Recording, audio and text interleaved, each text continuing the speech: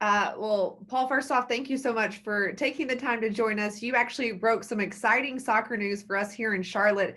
Yesterday, you announced who the new head coach was going to be. What can you tell us about this hire?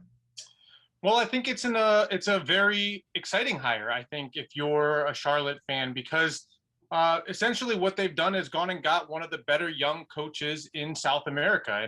And while Miguel Angel Ramirez, hasn't didn't have the best experience at his job at Inter in Brazil, that isn't too much of a surprise when you understand Brazilian soccer. They are very, very fickle there. They don't give coaches much time to manage. I think the better idea if you're a Charlotte fan and you want to learn about the new manager of Charlotte FC is to look at what he did in his previous stop at Independiente del Valle. He led them to a Copa Sudamericana title in 2019, the first international title for a club in Ecuador who isn't used to having that kind of continental success. And not only did he win that title with that team, but he did so playing an attractive style of soccer. They like to keep the ball. They like to play possession, very technical. And also they have a tendency to high press. They're actually very efficient at winning the ball back quickly. And so what that means, it's a fun style of soccer to watch. They're going to go at you. They're going to try to win the ball quickly. And then when they have the ball, they're very efficient with it. He wasn't able to implement that system at Inter. Who could in 3 months' time? But I think certainly you can expect that he'll get a little bit more time in Charlotte to do so. Yeah, you kind of started answering my next question. You mentioned, his style of coaching and what to expect him to bring here to Charlotte. So kind of give me a little bit more in depth on that, on maybe what you think he's going to try and implement in year one here. Well, he's an interesting coach too, in that he's Spanish. He's from Spain, so he grew up with a European mindset. Now, his coaching experience on the first division is in South America. And so it's a really interesting blend, because typically when we talk about soccer coaches, you have kind of the more European influenced coaches, those who come from the continent. And then you have those in South America, are two very contrasting styles, very different cultures of soccer in those two continents, obviously. And here we have a blend of the two. He grew up in Spain. His coaching career began there, actually at the youth levels. He ended up going to Qatar to Aspire Academy, where he again was working at the youth levels and developing talent. And then he got this opportunity to go to South America, where actually he did start in the academy at Independiente and eventually worked his way up to the first team job. And so you're going to get this kind of unique style where you have, certainly I think we can safely say, the Spanish influence of possession style of soccer, but with a little bit of the South American culture as well, which is faster paced, higher pressing soccer. I think some people would call it kind of an emotional game more in South America in some ways. So I'm actually very interested to see how that blend happens in MLS, because MLS, people don't recognize or realize, it's an incredibly athletic league.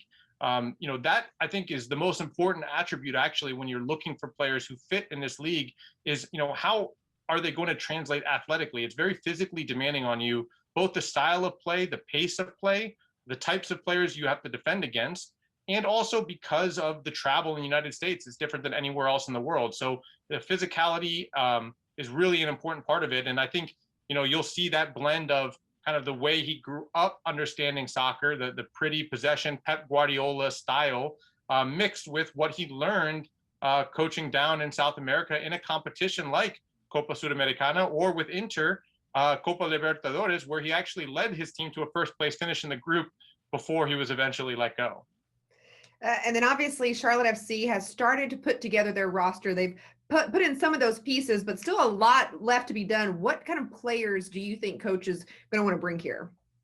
Yeah, it's going to be a really interesting dynamic, because so far we've seen, I think, an eye more towards the European player. And so what'll be interesting to see is, does that shift at all with the new manager's knowledge of the South American market? Do we start to see some younger players brought in from South America? I think certainly we can expect an emphasis on younger players. That's a league-wide emphasis that we've seen in Major League Soccer. They've turned some rules around to try to emphasize developing young players and selling them on in the market. So I think we'll see that with the continued building of the team. The question is, do we get a little bit more of scouting of Argentina, of Ecuador, of Colombia, or do we see that Spanish influence start to have an impact? And could we see kind of a more technical team that's built to play at a slower pace? I'd be surprised to see that. I think we'll see a heavy South American influence in this team.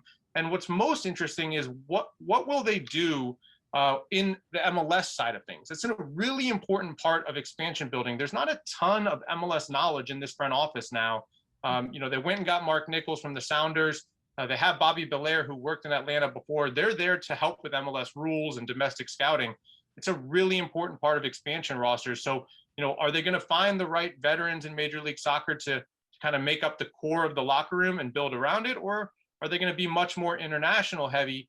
That, to me, is the biggest question about Charlotte FC as we go into now the next two windows, which I think will be, it definitely will be the building blocks of this roster. And owner David Tepper, he is already set in place. Hey, I have big goals for season one with attendance, making playoffs, all of these things. He's not held anything back when it comes to his expectations. So I'm just curious, in your opinion, what do you think year one of Charlotte FC will be like?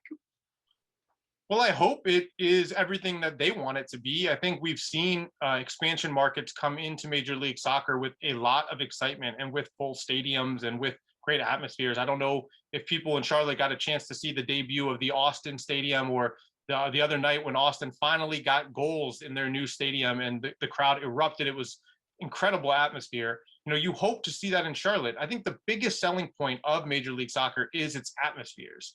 And, what I'm interested to see, because Charlotte's going to be playing in a bigger stadium, is how can they create that atmosphere? And so, from my opinion, having worked in Orlando when Orlando City came into the league, they were playing in the Citrus Bowl, another football stadium. They focused a lot around the opening game of the season to fill the bowl, to create that experience where fans coming for the first time to MLS would understand how the energy is different at a soccer game than it would be at an NFL game or in Orlando at a Magic game. And so I think that's going to be critical for Charlotte. Can they pack the stadium early in the season? Can they get some results, get some excitement? And if they do, maybe it is the next Atlanta. Ultimately, it will come down to, are you winning? If you're winning, people will show up. If you're not, it's a lot harder to get people to pay to come and watch you play. Yeah, absolutely. Winning cures all, right? In any sport. So we'll see what happens in season one. But before we wrap up, anything else you want to add that you think, fans should know about year one of an MLS team or even the new manager of this team? Look, it's going to take time. It's not going to be a perfect process. In soccer, it's very difficult in any sport to get your signings right. Think about NFL free agency. You get all excited about the 7 guys that you bring in, and 3 of them turn out to be starters, and the other 4, are back as free agents or getting waived a year later or 2 years later. It's very similar in soccer as well. If you're hitting on 50% of your signings, you're doing a good job. And during normal off seasons, if you're signing 4 or 5 guys, missing on 2 or 3 doesn't have a huge impact on your team. When you're building a roster of 30 players and you're getting 15 of them right, that means you have 15 new players you're going to have to bring in the next year, right? So it's a process to get to the point where the roster is where you want it to be. On the positive side, maybe you're Atlanta United, you hit at a higher rate than 50%, and in year 2, you win MLS Cup. That's rare. Realistically, this is going to be a 2 or 3 year process to get to the point of being kind of the normal competitive year in, year out team. So if you're a fan of Charlotte, I'm not saying don't have expectations to make the playoffs or to win games, but understand that signing 30 players in one offseason is not easy. And that means you're just gonna have to be a little bit patient, let 2 or 3 more transfer windows open, and give this front office some time to find the right players, find the right blend, gel as a team, have a little bit of patience, and I promise it'll pay off.